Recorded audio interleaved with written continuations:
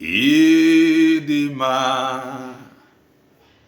idima, idima. Isi afrokwa bokpughe idima. Onye nwe mmadụ idima, Chukwu dima. Idima, ebighị ebila onwe ya idima. Aṅụrụ aṅụrụ ndụ me idima. Onye nwe mmadụ idima, ebube dịma. Idima, ebulite ụzụ atụba me idima. Onye na-enye nwa idima. Onye nwe mmadụ idima, Chukwu dima. Idima, Shekinah glory idima. Ebulite ụzụ atụba idima. Onye nwe m idima. Nna m anyị nọrọ n'ine mema. Onye amụma nọrọ m n'ine nye ndụ. Onye ọlụ ebube anyị nọrọ n'ine mema. Anyị ji wee bịa ọ bụrụ eziokwu. Anyị nọkwara n'iboti mbodombo. Onye amụma ma nọrọ m n'ịbụ dike. Chineke anyị nọrọ n'ine nye nwa. Anyị wee bịa ọ bụrụ eziokwu. Chukwu abịa ma dị ma. Ọ dị ma, olileanya nwere nwe. Ọ dị ma, isi afrokwa bokpughe ịdị mma. Onye nwe m ịdị mma. Me and Papa na one. If you see me, you don't see Papa.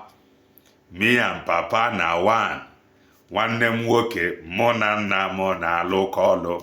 Mụ na nna m bụ otu. Onye fọrọ mụ n'anya afọ na nna m. Mụ na nna m bụ otu. Igbo bụ Igbo. Ọtụtụ ọmụ ya mgbede ọma depending your time zone. Anyị ya dịka echi. Maka na echi adịghị awa awụ ka anyị na-agbaga. Ọ bụrụ na isonyebe, ekweche gịnị? What are you waiting for? Click the like button. Subscribe, comment, share. Ife anyị na-ekwu na nke ikpeazụ a. O ya eruru gị. Ka nna agwa gị, remember ihe anyị na-eme ka ebe a bụ common sense. That is not to say na anyị ka gị fe wee marụ. We are only reminding you of that which you know, man, until you where the guy na-echefu. If you are just coming across our channel for the very first time, this is Kelena TV. We are live and we are direct, bringing you the gospel of redemption. Kanna gwagere. Yes. Me and Papa na one. If you see me, you don't see Papa. Me and Papa na one. Brother mo na nna mo na lokolo. Mo na nna mo botu. Oya horo mo n'anya afọ na nna m. Mo na nna mo botu. I am going to read out something for you. And here I think some people are confused with her. But I don't want you to be confused. Because when the saints of God gathered, it was recorded that Satan also came to gather with the saints of God. When the saints of God assembled themselves, demon also came to assemble he or herself. I want to read a comment from one of us. If you were there, maybe he is confused. Or say, this is from at John Paul Y90. Or say, it's like you are walking without Mazi Nnamdi Kanu. Only Simon Ekpa, you always talking. Please, Kelena, know it that Simon Ekpa is Mazi Nnamdi Kanu disciple. And when na sizigi now that I and my father are one. Monana mobotu. Onye hụrụ m n'anya afọ na nna m, mụ na nna m bụ otu. Nwanne m nwoke, what I am telling you here is that I and my Father are one. That is to say that Mazi Nnamdi Kanu and the Mazi Simon Ekpa na ha na-abụ otu. You got to go now. And it was recorded in the Bible also that nobody cometh to the Father except through me. Who is the Father? Mazi Nnamdi Kanu. Who is the spiritual son? A man whom was ready before time to help the Father to fulfill the dream of the Father. Bụ Mazi Ekpa Njoko. Or a helper called to the Father. And remember, it was him alone that assumed the place of spiritual son, disciple. Mazi Nnamdi Kanu anọkọta akpọ ya disciple. He by himself took it upon himself. I am your disciple. And what does that tell you? Where you perish, I will perish. Your people will be my people, and their God my God. Owebidone so oria. Sogido oria. Mgbe ọ gbajuru dọrọ, he was the only one among many that was following Mazi Nnamdi Kanu. He was the only one that came out publicly and they stood against those calling Mazi Nnamdi Kanu a criminal.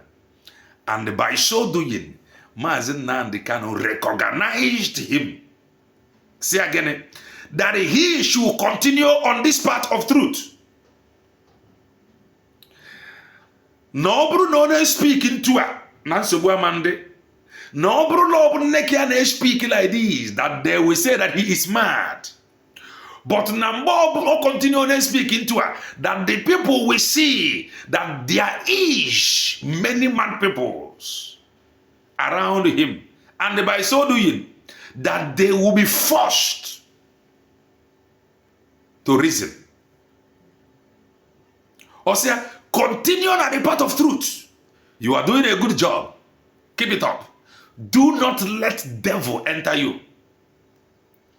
And remember, when the saints of God gather, the demon also gather. When the saints of God assembled, the demon also assembled. Then what happened? Immediately the abduction, the demon that assembled with the saints of God began to attack the spiritual son, began to attack the disciple of Mazi Nnamdi Kanu. And I came, Makampabua na Babu, the disciple and the spiritual son. That was why you see somebody like me. So don't be surprised if I constantly admire the spiritual son and the carrier and deliverer of new dimension. Because it was in him, through him, by him.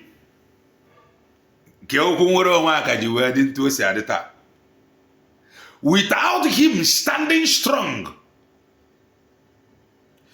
it will come for some of us. Man, stand so strong, fighting those that have risen to fight him. And who were there? Those that are assembled with Mazi Nnamdi Kanu. The same Bible has said that many are called, but few being here chosen. So the saints gathered and demon also gathered. And what was the motive of the demon? The motive of join here, of course, they actually one can do. He have busy business. Abateke. Oh no, Chukwu emekwele ebere oti in command and control. Already this year impossible if you have anything to offer. If you are not going to pass through them, you can never see the Father or access the Father. That was why many Jews say that Mazi Nnamdi Kanu brought him from the back door Osina window potia. He understands there were a lot of strong men that don't mean well for the struggle. Nandi aba gadaba chiruzo. And that the glory that is coming with this young man, because the glory was glory that is the glory of glory protocols. I'm just being honest. That was why Ojiwe GQ, his own glory break protocols. Protocol breaking anointing. Ya wetara mgbe o bidoro ojebe na Finland ka oje join coordinator ka o follow due process. O follow due process. He will be stopped by the demons that are assembled with the sense of God. Then what happened? He was prepared before time. That was why the master recognized him, and he quickly attached himself to the master. By so doing, I am your spiritual son. I am Mazen Nan, the kind of disciple, according to Mazen Banjoko. And I'll continue to speak here. Orumbo the need of man. We can broadcast Buria.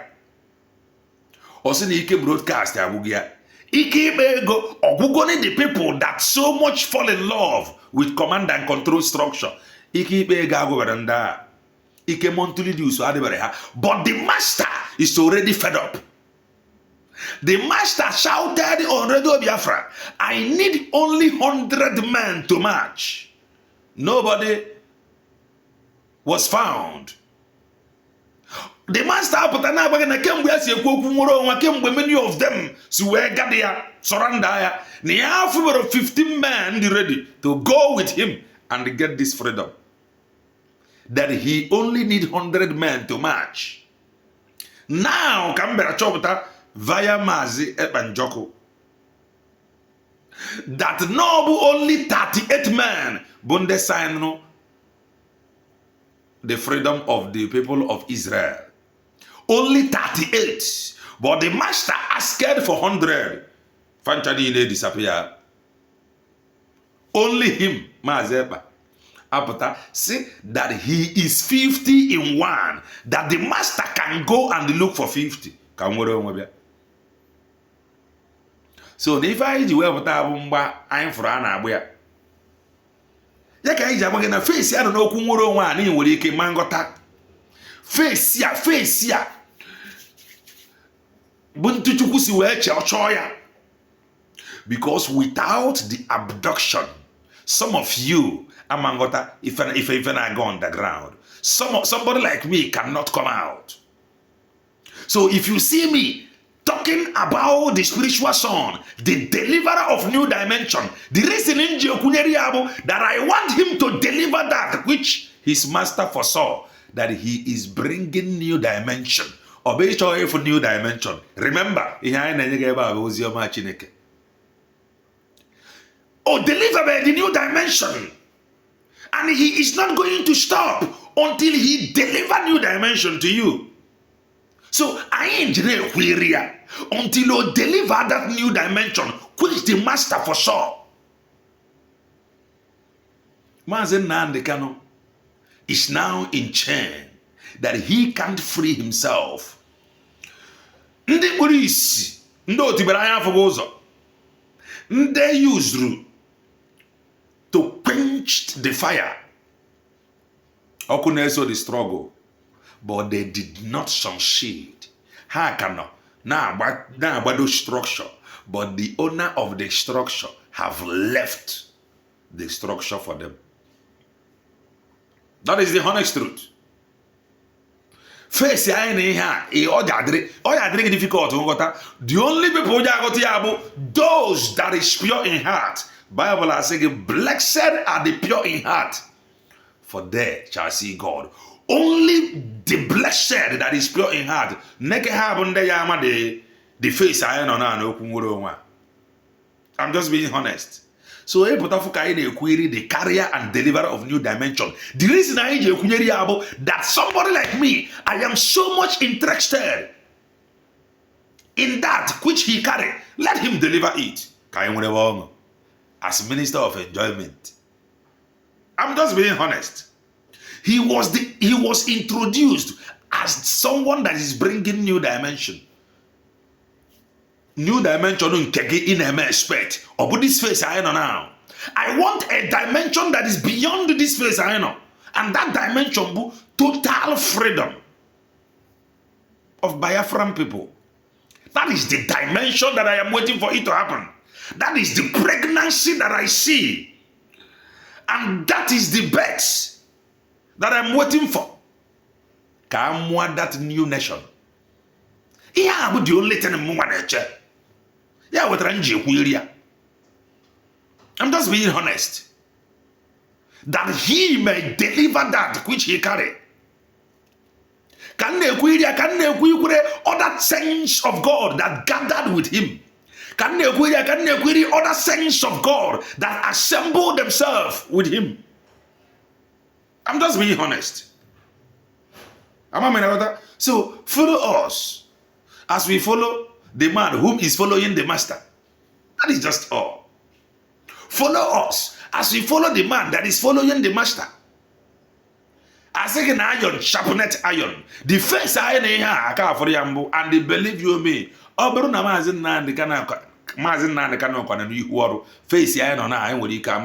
That is because some strong men, good for nothing, they have hijacked the structure. Remember the prophecy from Prophet Iginla also that he saw a little puppy. The gangsters hijacked the strong man. All of a sudden, the strong man, he is strong. He was strong. And he is still strong. But because Neneraria space to roar. Ima, also demba, Kayana be a chimpanzee, Omenengajabo, Utiaka Nobi, Kayana, Panuan, Etiaka Nobi. You Jetiaka Nobi, Bukawaton, Wiana. Utiaka Nobi. That is your photo na do something issue.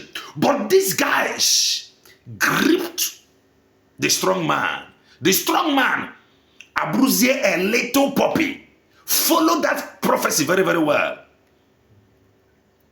Then what happened?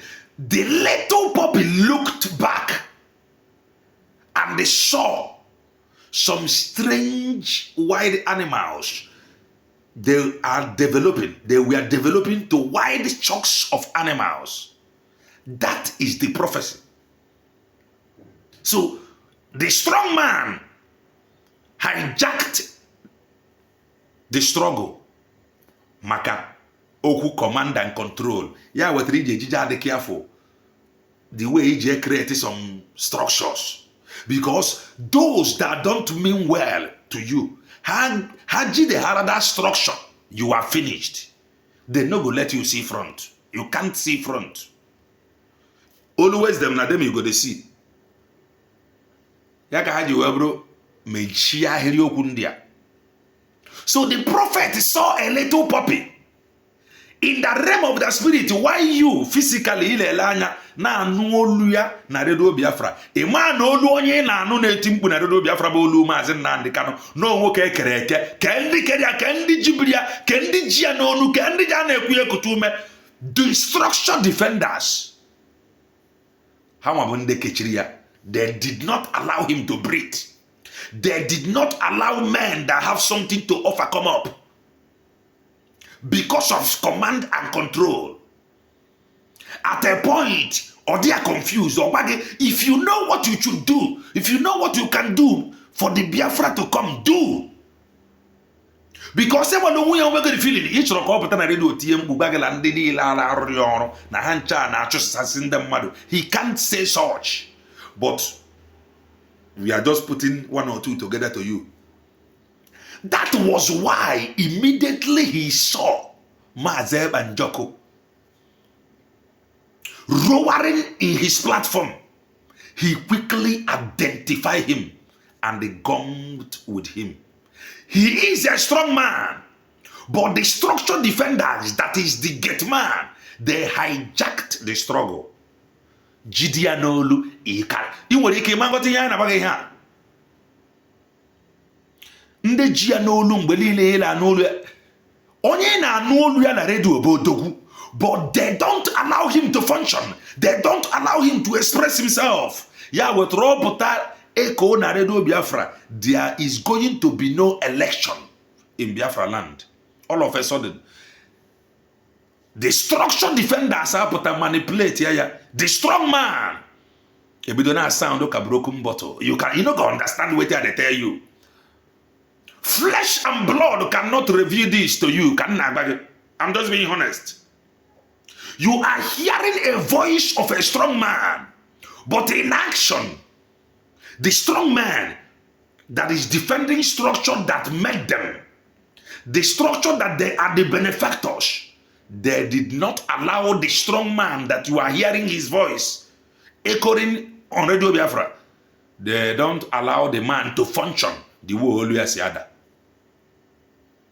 He saw a man coming from far off. He identified him. He quickly hijacked him and they warned him, don't let devil enter you. That is, he just saying, don't be like them. The master was not interested in the oath and the takers and handlers. The master was only interested on that which he carried, or say that go and listen to him and share his broadcast. He is bringing new dimension.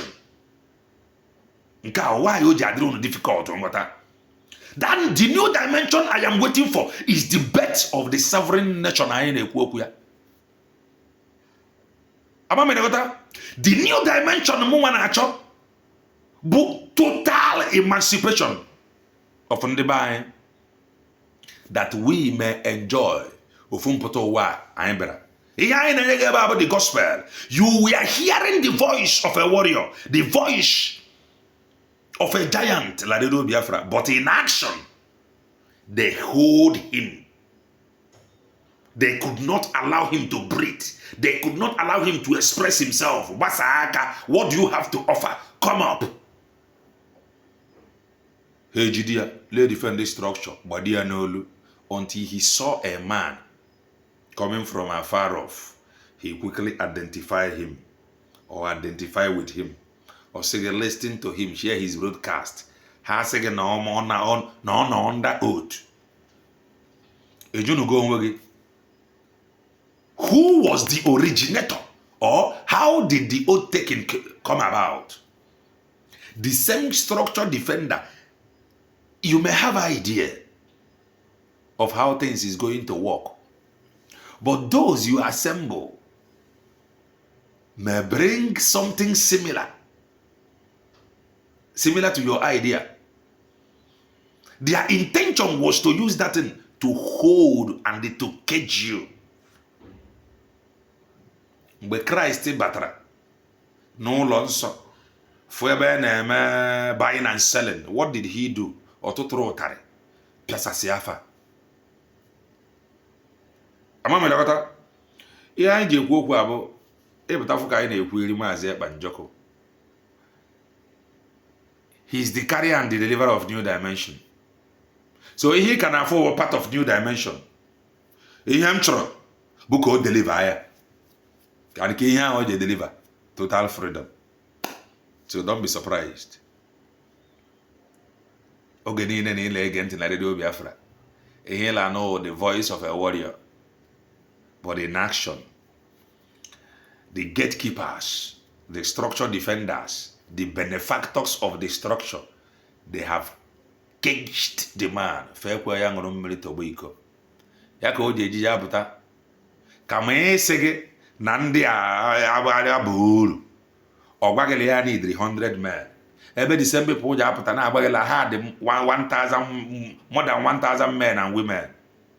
Ichozie kade isi afro kwa okwu dị ka Maazị Nnamdi kana ka ọ pụta ka ọ gbagesi gị na ndị a na ha eru okwu ihe a ha na-agbago na ndị abụkwa ndị asị o. That was what we are waiting for. He could not. He codedly telling you, I need 300 men to march. Some of you are got about that coded language. You don't understand the language. Or patapa codedly moju isi or singing na kemgbe asi ekwu okwu nwere onwe. Now for 15 people this serious in what I'm going on with him. 15. Yeah, about coded language. Man, some of you are got acquire. So immediately he saw the carrier and the deliverer of new dimension. He quickly embraced him with 2 hands. All hell was let loose. If one a connection no mazen nam the canon and came as not very easy, because mazen nam the canon foresaw a man that is ready to walk. He quickly embraced the man. Can now well. So me and Papa now one.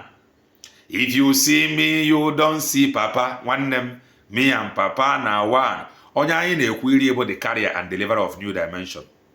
And no go kwankwa that he will deliver Finland to your doorstep. Okwego kwankwa la ya nwa jabo the last person je alog kwu okwu nwere onwe. La ndị ọzọ na-abịazini bụ ndị je enjoy freedom. So that which he promised, bebe mwa nature go deliver ya. And that is the new dimension he is bringing and delivering. Kachileke mezi okwu a. You understanding na heze chite oke abịama. He say